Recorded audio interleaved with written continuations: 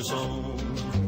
North to Alaska, go north, the rushes on.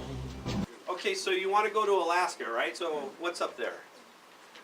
It's Alaska or bust. If you go around the highway system and you start asking people why are they up there, everyone's got a story. Most of the people probably came off the side of a milk carton. Everybody's escaping something. And they go up there for fortune, but not fame, I can guarantee it. They go there to disappear or they go there for riches. My grandfather turned to my family in Northern California and said, I'm going to Alaska, you can come if you want. And that's what he did. Why would you go there? Why not? You see something like that. There's a law against billboards up there. You can't have a billboard. So they say that Alaska is actually 5 minutes away from Anchorage. Would you come in March? I don't think so. I think that maybe you should wait a month. We still get up to 6 feet of snow in a 24-hour period up there. So I live in a rainforest just south of Anchorage, Alaska. And it rains there a lot and it snows there a lot. But somewhere, the time to go there is May through September. But really, by September 15th, it's already winter. You can feel it. If you call me up, or you call MotoQuest up to see what's going on, the road condition, or you want to rent a bike, or what have you, you're going to talk to Brendan. Brendan's one of our internet hires. Or if you do a self-guided tour where all the accommodations are taken care of and you just hop on a bike or bring your own, you're going to talk to Ariel. Ariel will take care of you. If you need your bike fixed, why, you'll probably talk to Jason. Well, you'll never talk to Jason on the phone though. He sits in the back, but he can jump your bike. It's very important. That's my dog. I miss her. That's Sky. She doesn't come when I call her, but who cares? That's the fleet up there in Anchorage. We've got everything from little mopeds to BMW 1200 GS's. Now, and that's our two scooters. We started in the scooter business, and boy, they're pretty fun. But if you read that sign right there, that pretty much explains Alaska, right? So you see a plane coming down and doing this towards you, it's probably a good idea for you to get off the side of the road and let the guy land. This is a typical scene up there. During the summer, we have 12 weeks, so we have the shortest rental season in the world. And so it's fast and furious. We have people from all over the world packing or unpacking with big smiles on their face about what they've seen or what they're going to go see. What's there to fear up there? Well, I don't know. We got grizzlies, yeah. We got rivers full of salmon, and that's where they feed. And if you go down to the ocean, probably from July on, you might even run into grizz. I wouldn't worry about it. And that's a muskox. And they reintroduced them above the Brooks Range. And actually, I think the state of Alaska is renting them from the Star Wars.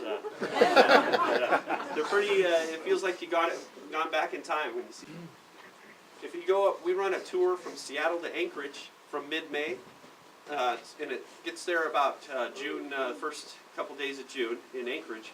You're going to see a lot of wildlife on the road that time of year. World famous Alaska Highway.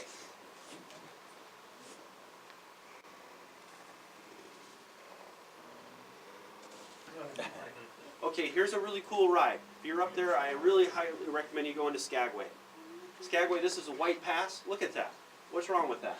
And you can actually leave Canada, which is kind of fun, and go into America on this road, or vice versa. It's very beautiful, and the Chilkoot Trail, the Gold Rush Chilkoot Trail, if you go along the coast, I budget a day there, and you can explore around. It's really beautiful. Actually, we caught it on quite a nice day. It's not a very big town. And you can take a ferry between Skagway and Haines. It's on the map there. It's only about an hour and 45-minute ferry ride, but it does make a nice little loop. You can go either way, and I highly recommend it. It's just glaciers and mountains all the way around. And this is what it looks like outside of Haines. Just more big, beautiful country. Okay, and there's two roads that people that really want to go for it and be adventuresome, they want to do two roads. One is the Dalton Highway, which goes all the way up to the Arctic Ocean in Alaska, and that is that number 11 right there. And the other one is the number 5 above the Yukon Territory. That's the road to Inuvik, or known as the Dempster Highway. I highly recommend it though. What's wrong with big open country? It's real beautiful. and see, you could tell that it had been raining there. And it only took a couple of hours for it to dry with the sun on it, and then it was fine to ride. But man, it was sheer terror when it was wet. If you've asked or talked to anybody that's been on that highway, they'll tell you the same. You normally wait? We waited. Yeah, it was so slick. I was on a KLR with knobbies, and still. Canada also owns part of the Arctic Circle, so you can go up there and check it out.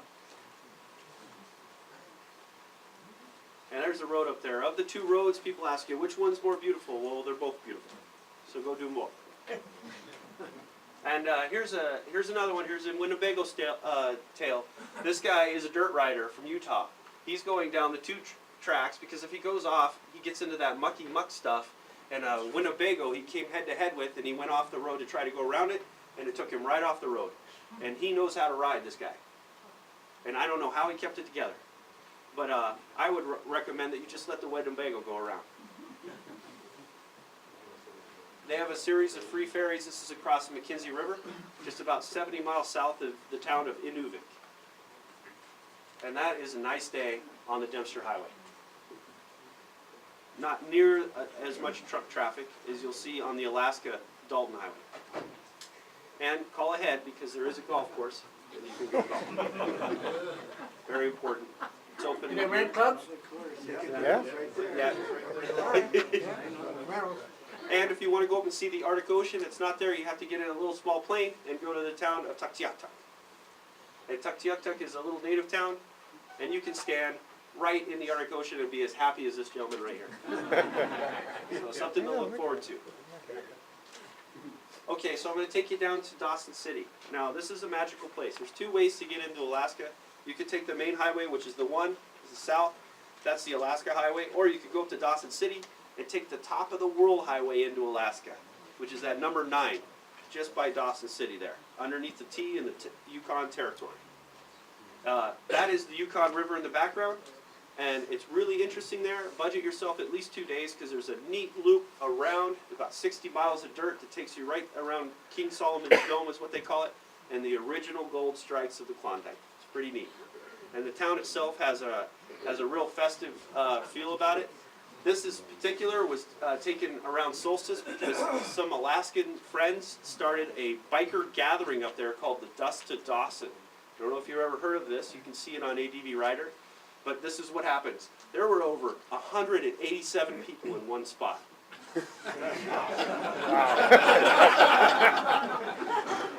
And you can also get a drink with some guy's finger in it and put it on a register. Hey, it's Canada, right? I don't know. They have long winters. And then they have biker games until midnight. You can't tell that it's 11 o'clock at night. It's good times. 23rd, 24th, and 25th of June this year, I think.